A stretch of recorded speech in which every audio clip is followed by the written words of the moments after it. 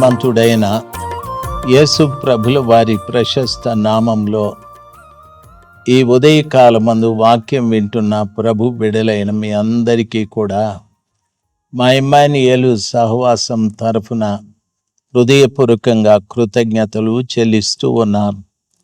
మీరు దయచేసి మానక దేవుని వాక్యాన్ని వినాలని మనవి చేస్తూ ఉన్నాను. దేవుని వాక్యాన్ని వింటూ మీరు యూట్యూబ్లో సబ్స్క్రైబ్ చేసుకోనండి, వాట్సాప్ ఛానల్లో జాయిన్ అవ్వండి. మీరు వాక్యం వింటూనే అక్కడ స్కానర్ ఉంటుంది, దాన్ని మీరు స్కాన్ చేస్తే జాయిన్ అయిపోతారు. అనుదిన ఆత్మీయ మన్నా అని 4 గంటలకు ఉదయాన మీకు వాక్యము వస్తుంది. బైబిల్లో వచనం వెంబడి వచనం మీకు వినిపించబడుతుంది. ఉదయకాలపు వర్తమానము ఇప్పుడు నేను మాట్లాడే ఈ లైవ్ 5 గంటలకి వస్తుంది. దయచేసి వాక్యం వినండి, లైక్ చేయండి, అనేకులకు షేర్ చేయండి. ఆ రీతిగా దేవుని వాక్యాన్ని అనేకులకు పరిచయం చేయాలని ప్రభు నామాన మీకు మనవి చేస్తూ ఉన్నాను. మీరు చాలా మంచివారు. ఈ ఏడాదిని 2026 సంవత్సరాన మా ప్రాంతాలలో 5 మందిరాలు కట్టాలని ప్రభు దగ్గర ప్రార్థన చేస్తూ ఉన్నాం. ఇప్పుడు 2 స్థలాలలో మందిరాలు కడుతూ ఉన్నాం. ఒక మందిరము పూర్తి అవుతూ ఉంది, ఇంకొక మందిరము గోడల వరకు వచ్చాది. దైవ సేవకులు స్టీఫెన్ చిట్టిబాబు గారు అన్నటువంటి దైవజనుడు ఒక మందిరం కొరకు 7 లక్షల రూపాయలు సహాయం చేశారు.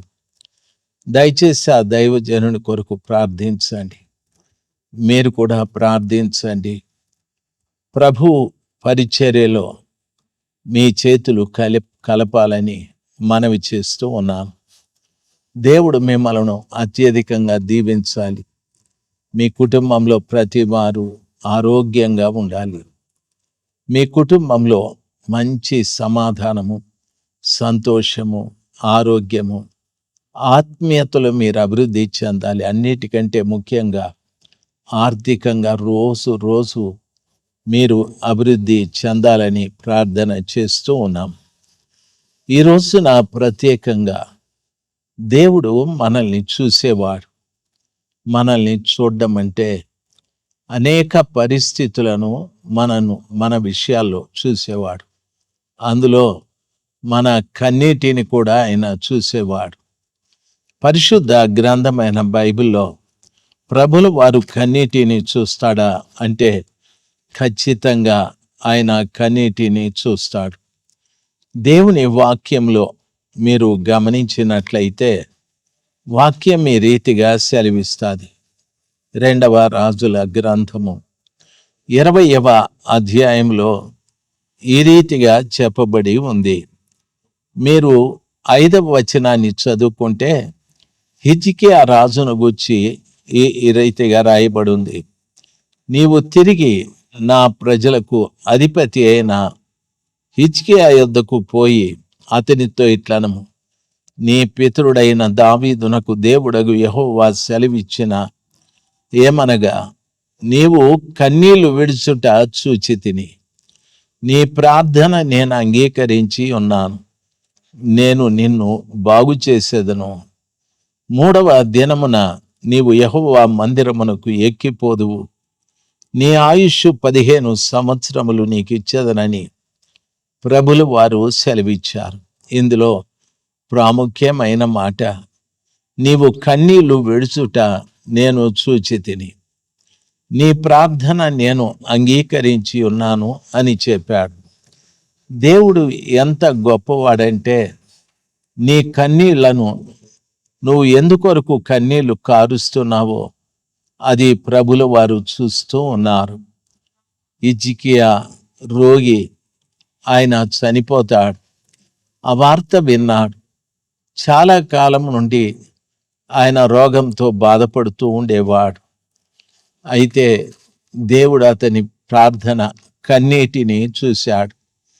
ఈ రోజున ఒకవేళ నీవు దీర్ఘకాలంగా రోగంతో బాధపడుతున్నావేమో, దీర్ఘకాలంగా అప్పుల సమస్యతో బాధపడుతున్నావేమో, దీర్ఘకాలంగా నిరుద్యోగంతో బాధపడుతున్నావేమో, దీర్ఘకాలంగా నీవు ఒకవేళ కష్టపడి సంపాదించిన ఆ సొమ్ము నీ కుటుంబానికి సరిపోక ఇబ్బంది పడుతున్నావేమో, దీర్ఘకాలంగా నిన్ను పీడిస్తున్న దాన్ని బట్టి కుటుంబంలో మీరు అందరూ ఏడుస్తున్నారేమో, ఈ కుటుంబాన్ని ఎలాగా నడపాలి, ఎలాగా ఈ కుటుంబంలో మేము జీవించాలి, ఎలాగా ఈ పరిస్థితులను చక్కబెట్టుకోవాలనే ఏడుపు మీలో ఎక్కువ ఉందేమో, దయచేసి బాధపడకండి. మీ కన్నీటిని ప్రభువు చూస్తూ ఉన్నాడు. మీ ఇరుగువారు పొరుగువారు చూసి నిన్ను అవహేళన చేయొచ్చు. నీ బంధువులు కూడా నీ మీద తిరస్కారపు మాటలు మాట్లాడచ్చు. వీడెప్పుడు ఇంతే, వీని జీవితమే ఎంత, వాళ్ళ బ్రతికే అంత అని సూటిపోటి మాటలతో నీ గుండెలో వాళ్ళు బాణం కుచ్చినట్టుగా మాట్లాడచ్చు. అధైర్యపడకు. దేవుని పాదాల చెంత కన్నీరు కార్చు. ఆయన నీ కన్నీటిని చూసేవాడు. నీ కన్నీటిని చూసి ఆయన చేసే పని ఏమిటి అంటే, ఆయన అంటాడు, నేను నీ కన్నీళ్లను చూశాను.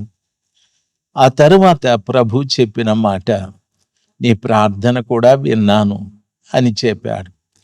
కన్నీళ్లతో ప్రభు పాదాల చెంత నువ్వు చేసిన ప్రార్థన ఆయన వింటాడు. విని అంటాడు, నీకు ఆరోగ్యం ఇస్తాను, 15 సంవత్సరాల ఆయుష్యము నీకు పెంచుతాను, 3వ దినాన నీవు యెహోవా మందిరమునకు ఎక్కిపోతావు అని చెప్పాడు. ఆరోగ్యం దేవుడిచ్చిన తర్వాత దేవుని మందిరానికి వెళ్ళేది మర్చిపోకూడదు. చాలామంది వారి కష్టాలు తీరిన తర్వాత, వారి కన్నీటిని ప్రభుల వారు తుడిచిన తర్వాత దేవుని మందిరానికి వెళ్ళడం మానేసుకుంటారు.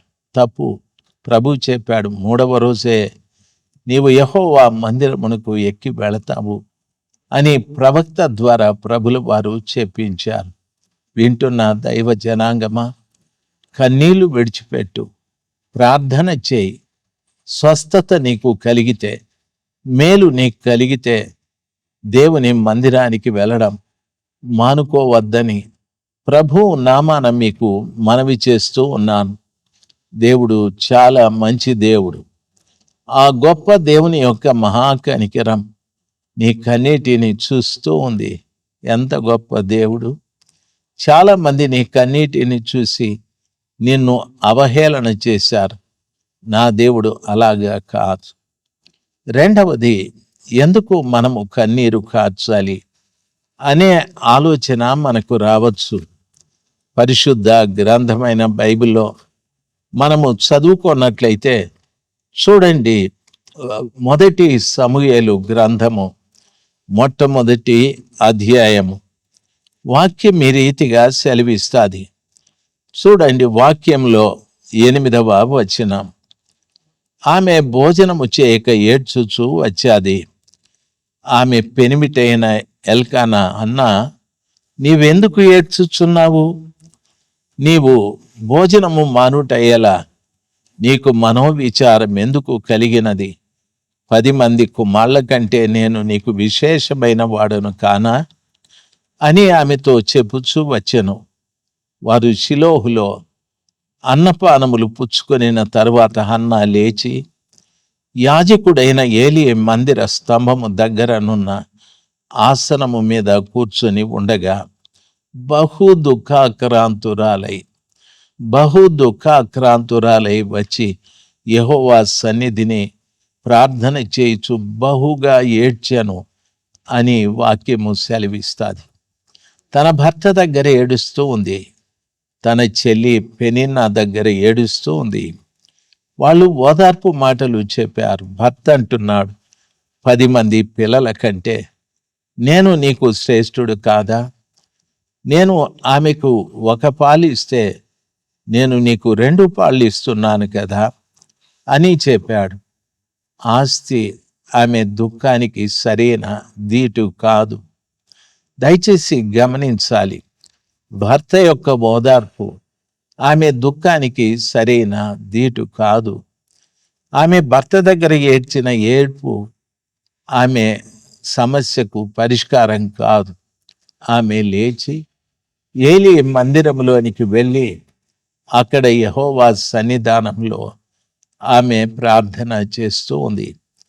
ఆ స్తంభము దగ్గర దుఃఖాక్రాంతురాలై ఆమె ఏలీ మందిర స్తంభము దగ్గర ఉన్న ఆసనము మీద కూర్చొని బహుగా దుఃఖాక్రాంతురాలై యెహోవా సన్నిధిని ప్రార్థన చేయుచు ఏడవగా అని వాక్యం సెలవిస్తాది. ప్రార్థన చేయుచు ఏడవగా. దేవుని బిడ్డలు గమనించాల్సింది, కొంతమంది ఎక్కువ ఏడుస్తారు మందిరానికి వెళ్ళి. దయచేసి అట్లా కాదు, ప్రార్థన చేస్తూ ఏడవండి. మీ ప్రార్థన న్యాయమైనదిగా దేవునికి తెలియాలి. ఆ రీతిగా ప్రార్థన చేస్తూ ఏడ్చిన కారణాన యెహోవా సన్నిధిని ప్రార్థన చేయుచుండగా ఏలీ ప్రవక్త అది గమనించి ఆమెతో ఈ రీతిగా చెప్పాడు. ఆమె నీ సేవకురాలైన నన్ను పనికి మాలిన దానికి అంచవద్దు అని చెప్పాది. తరువాత ఆ ప్రవక్త, నీవు క్షేమముగా వెళ్ళుము, ఇజ్రాయేలు దేవునితో నువ్వు చేసుకున్న మనవి ఆయన దయచేయునుగాక అని ఆమెతో చెప్పగా ఆమె అతనితో, నీ సేవకురాలనైన నేను నీ దృష్టికి కృప నొందుదునుగాక అనేను. తరువాత స్త్రీ తన దారిన వెళ్ళిపోయాది. మరుసటి సంవత్సరాన అన్న గర్భమును దేవుడు తెరిచాడు. దేవుని పిల్లలారా, దేవుని సముఖంలో ఏడుస్తూ ప్రార్థన చేశారు. కొన్ని సంవత్సరాలుగా భర్త ద్వారా ఓదార్పు లేక, తన చెల్లి ద్వారా అవమానపరచబడుతూ, సంతానము లేదు అనే ఆ వ్యాకులతతో తాను కార్చిన కన్నీటికి ప్రతిఫలం మందిరంలో దొరికాది. ప్రార్థన చేయుచు కన్నీరు విడిచాదని వాక్యము సెలవిస్తాది. మందిరానికి వెళ్ళినప్పుడు దైవ సన్నిధానంలో కన్నీళ్లతో ప్రార్థన చేసేది నేర్చుకోవాలి. ఆ గొప్ప కార్యాన్ని దేవుడు నీకు దయచేయాలి. ఆ రీతిగా హన్నా తల్లి ప్రార్థించి ఓ చక్కని కుమారునికి తల్లిగా అయ్యాది. భర్త ఓదార్పు, భర్త ఇచ్చే ఆస్తి, లేకపోతే ఇంకొకరి ద్వారా ఆమె ఓదార్పు చెందలేదు. దేవుడే ఆమె కన్నీళ్లతో చేసిన ప్రార్థనకు ప్రతిఫలాన్ని దయచేశాడు. ప్రియులారా, నీ అవసరం ఏదైనా ఉంటే నీ ఇంట్లో వారు ఎంతమంది ఓదార్చినా నీకు ఓదార్పు కలగలేదు. ఒకవేళ సంతానం లేదనో, నీ సంసారము బాగులేదనో, నీ భర్త సరైన వాడు కాదనో, లేక నీ పిల్లలు సరైన వాళ్ళు కాదనో ఇంట్లో కూర్చొని ఏడవద్దు. దేవుని మందిరంలోకి వెళ్ళి ప్రార్థన చేస్తూ ఏడుస్తూ ప్రార్థన చేయి. నీ ప్రార్థన ఆలకించే దేవుడు అక్కడున్నాడు. ఇంట్లో దేవుడు లేడని కాదు, దేవుని సన్నిధానం అందు నీవు కన్నీరు కారిస్తే ఖచ్చితంగా కృపగల దేవుడు నీ మనవి ఆలకించి, హన్నాని దేవుడు దర్శించిన రీతిగా నిన్ను కూడా దర్శించి మేలు దయచేస్తాడు. దేవుడు ఆ రీతిగా మీ కన్నీటికి ప్రతిఫలాన్ని, మీ కన్నీటికి ఓదార్పుని, మీ కన్నీటికి జవాబును దేవుడు దయచేయాలని నా ప్రార్థన. పరిశుద్ధ గ్రంథమైన బైబిల్లో ఎజ్రా గ్రంథము 10వ అధ్యాయం మొట్టమొదటి వచనాలలో చదువుకుంటే వాక్యము ఈ రీతిగా సెలవిస్తాది.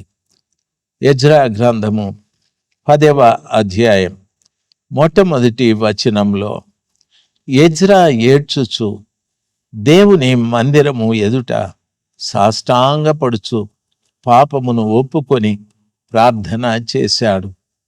ఇశ్రాయేలీయులలో పురుషులు, స్త్రీలు, చిన్నవారు మిక్కిలి గొప్ప సమూహముగా అతని యొద్దకు కూడి వచ్చి బహుగా ఏడవగా అని వాక్యము సెలవిస్తాది.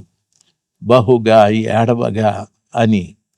ఈ రోజున సంఘాలలో ఏడ్పు లేదు. సంఘాలలో ఏడ్పు లేదు, కానీ సంఘాలలో చక్కటి పాటలు ఉన్నాయి, చక్కటి వాయిద్యాలు ఉన్నాయి, చక్కటి సాక్ష్యాలు ఉన్నాయి, చక్కటి ప్రసంగాలు ఉన్నాయి. ఇవి తప్పని నేను చెప్పడం లేదు. సంఘాలలో ఇంకా ఏవేవో కొత్త కొత్తవన్నీ కనిపిస్తున్నాయి. ఆయన ప్రార్థన చేస్తే పిల్లలు పుట్టారు, ఆయన ప్రార్థన చేస్తే ఆ మేలు జరిగింది, ఈ రోగం బాగైందని చెప్పేవాళ్ళు చాలామంది ఉన్నారు. అందులో తప్పేమీ లేదు. అయితే ఒక్కటి గమనించండి, సంఘాలలో ఏడ్చేవారు కావాలి. ఏడ్చేవారు. ఎజ్రా ధర్మశాస్త్రోపదేశకుడు, ధర్మశాస్త్రాన్ని చక్కగా ఎరిగినవాడు, అనర్గళంగా బోధించ సామర్థ్యత కలిగినవాడు. ఆ ఎజ్రా దేవుని మందిరంలోనికి వచ్చి సాష్టాంగపడి దేవుని ఎదుట, ఆ మందిరం ఎదుట సాష్టాంగపడుచు పాపమును ఒప్పుకొని ప్రార్థన చేశాను. అంటే ఎజ్రా ధర్మశాస్త్రోపదేశకుడే, కానీ పాపాన్ని ఒప్పుకొని సాష్టాంగపడి ఏడ్చాడని వాక్యం సెలవిస్తుంది. ఈరోజు ఎంతమంది దైవ సేవకులు ఈ రీతిగా దేవుని మందిరంలో సాష్టాంగపడి తమ పాపాలని ఒప్పుకొని ఏడ్చేవారు?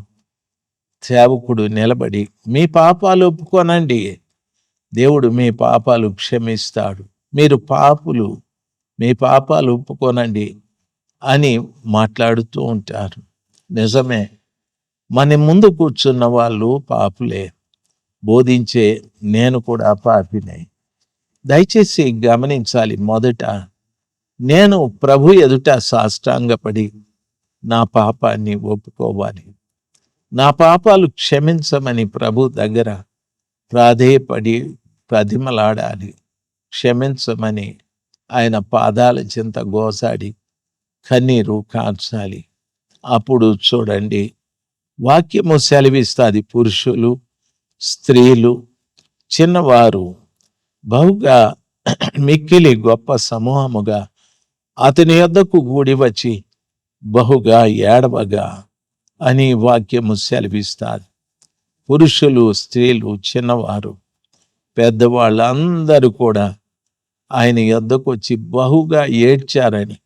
సంఘాలలో ఈ రోజున ఏడ్చేవారు కావాలి, అవసరాల కొరకు కాదు. ఆ సంఘంలో నా పాపాలు క్షమించమని పశ్చాత్తాపపడి ఏడ్చే జనం ఈ రోజున కావాలి. ఎందుకో తెలుసా? సంఘంలో ఉన్న బిడ్డలు కన్నీళ్లు కారిస్తే ఆ బిడ్డలు ఒక కన్యాత్వంలోకి వెళతారు. వారిలో ఉన్న పాపం అంతా కడగబడి వారు కన్యకలుగా మార్చబడతారు. కాబట్టి సంఘానికి ఈ రోజున స్వస్థతలు అవసరం, చక్కటి హితవులు అవసరం, చక్కటి ఉపదేశాలు అవసరం, చక్కటి ప్రసంగాలు అవసరం, చక్కటి పాటలు అవసరం. అన్నిటికంటే ముఖ్యంగా కన్నీటి ప్రార్థన అవసరం, కన్నీటి ప్రార్థన అవసరం. ఈ రోజున సంఘానికి కావాల్సింది కన్నీటి ప్రార్థన. అది లేకపోతే మనము కన్యాత్వంలోకి వెళ్ళలేము. మనల్ని అంటుకున్న కళంకం మనల్ని విడిచిపెట్టి పోదు. ఈ రీతిగా మనం ఏడవడం వలన దేవుని వాక్యం ఈ రీతిగా సెలవిస్తుంది. మీరు కీర్తనల గ్రంథము 56వ అధ్యాయం 8వ వచనములో అంటాడు, నా సంచారములను నువ్వు లెక్కించి ఉన్నావు, నా కన్నీళ్లు నీ బుడ్డిలో ఉంచబడి ఉన్నది, అవి నీ కవిలలలో కనబడును గదా అని చెప్పాడు. దేవుని పవిత్రమైన పాదాల చెంత మనము కన్నీరు కారిస్తే బైబిల్ చెప్తాది, ఆయన మన కన్నీళ్ళన్నీ ఆయన బుడ్డిలో ఉంచబడి ఉన్నాయని రాజశేఖర్ ప్రభువు పాదాల చెంత కన్నీళ్లు కారిస్తే, ఆయన పాపముల విషయమై పశ్చాత్తాపపడి కన్నీళ్లు కారిస్తే, ఆయన సన్నిధానంలో పశ్చాత్తాపపడి కన్నీరు కారిస్తే, ఆ కన్నీళ్ళన్నీ కూడా దేవుడు ఒక బుడ్డిలో భద్రం చేసి పెడతాడు. అవి ఆయన కవిలలలో రాసుకుంటాడని వాక్యం సెలవిస్తుంది. ఆయన ఒక పుస్తకంలో రాసుకుంటాడు. దేవుని పిల్లలు, ఆ బుడ్డి మీద నీ పేరు ఉంటుంది, రాజశేఖర్. ఆ బుడ్డిలో ఎందుకొరకు నువ్వు కన్నీళ్లు కార్చావో ఆ పుస్తకంలో రాస్తాడు. ఏ అంశం కొరకు నువ్వు కన్నీళ్లు కార్చావో, దేని కొరకు నువ్వు వేదన పడ్డావో, దేని కొరకు గుండెను బాదుకున్నావో, ప్రలాపించావో, ఆయన కన్నీళ్లు కారిచే నిన్ను నీ పుస్తకంలో ఆయన రాస్తూ వస్తాడు. ఎంత గొప్ప దేవుడు! ఆ గొప్ప దేవుడు నీ కన్నీటిని కూడా ఆయన మరిచిపోయే దేవుడు కాదు. బుడ్డిలో నింపుతూ పుస్తకంలో రాస్తూ వస్తాడు. ఒక్క రోజున ఆ పుస్తకంలో దేని కొరకు నువ్వు కన్నీళ్లు కార్చావో ఆ లెక్క పూర్తి అయిన దినాన నీకు దాని విషయమై ఆయన ప్రతిఫలాన్ని దయచేస్తాడు. అమ్మలారా, దేవుని సన్నిధానంలోకి వచ్చేటప్పుడు ఒక దుఃఖ హృదయంతో రండి. అయ్యలారా, తండ్రులారా, తమ్ముళ్ళారా, చెల్లెల్లారా, దేవుని మందిరంలోకి వచ్చేటప్పుడు ఒక దుఃఖము హృదయంతో ఆయన సన్నిధానంలోకి రండి. దుఃఖ హృదయంతో ఆయన సన్నిధానంలోకి రండి. ఆ రీతిగా ఆయన సన్నిధానంలోకి దుఃఖ హృదయంతో వచ్చి ఆయన పవిత్రమైన పాదాలను తడపండి. ఆయన నీ కన్నీటిని బుడ్డిలో ఉంచి పుస్తకంలో రాసుకుంటాడు. ఎంత గొప్ప దేవుడు! ఎంత గొప్ప దేవుణ్ణి ఎక్కడైనా చూడగలమా? ఎంత గొప్ప దేవుణ్ణి ఎక్కడైనా వినగలమా? ఆ గొప్ప దేవుని సన్నిధానంలో ఈ రోజున నీ కన్నీళ్లు వ్యర్థం కావు అనేది నీకు నిఖరమయ్యాదు. కాబట్టి కన్నీళ్లతో ప్రార్థన చేసేది, కన్నీళ్లతో నీ పాపాన్ని ఒప్పుకునేది దేవుని సన్నిధానంలో నేర్చుకో. దేవుని కృప మీ మీద నిలిచి ఉండునుగాక. అందరూ కళ్ళు మూసుకుందాం, ప్రార్థన చేద్దాం. మహా ఉన్నతుడైన దేవ, చాలా మంది బిడ్డలు ఎన్నో కార్యముల నిమిత్తమై కన్నీరు కారుస్తున్నారు. వారి జీవితాలలో ఒక సుఖవంతమైనటువంటి పరిస్థితులు లేవని, సంతోషకరమైన జీవితాలు లేవని, నెమ్మదికరమైన జీవితాలు లేవని ఎందరో బిడ్డలు ఏడుస్తూ ఉన్నారయ్యా. వాళ్ళందరినీ కనికరించండి. వారు హృదయం విప్పి నీ పాదాల చెంత పెట్టిన మొర, మీ పాదముల చెంత కార్చిన కన్నీళ్లను మీ బుడ్డిలో ఉంచుకొని మీ పుస్తకంలో రాయండి స్వామి. మీ బిడ్డలకు మేలు దయచేయి. నేను నీ ప్రార్థన విన్నాను, నీ కన్నీళ్లు చూశాను అన్నట్లుగా మీ బిడ్డల కన్నీళ్లు చూడు ప్రభా. మీ బిడ్డల ప్రార్థన వినండి. బిడ్డల కొరకు మేలైన కార్యాలు చేయండి. మీరే మహిమ పొందుకోనండి. సమస్త ఘనత మహిమలు మీకే. యేసు ప్రభుల వారి నామంలో ప్రార్థన చేసి వేడుకుంటున్నాను పరలోకపు తండ్రి. Amen, amen, amen. దేవుడు మిమ్మల్ని, మీ కుటుంబంలో ప్రతి వారిని అత్యధికంగా దీవించునుగాక. Amen, amen.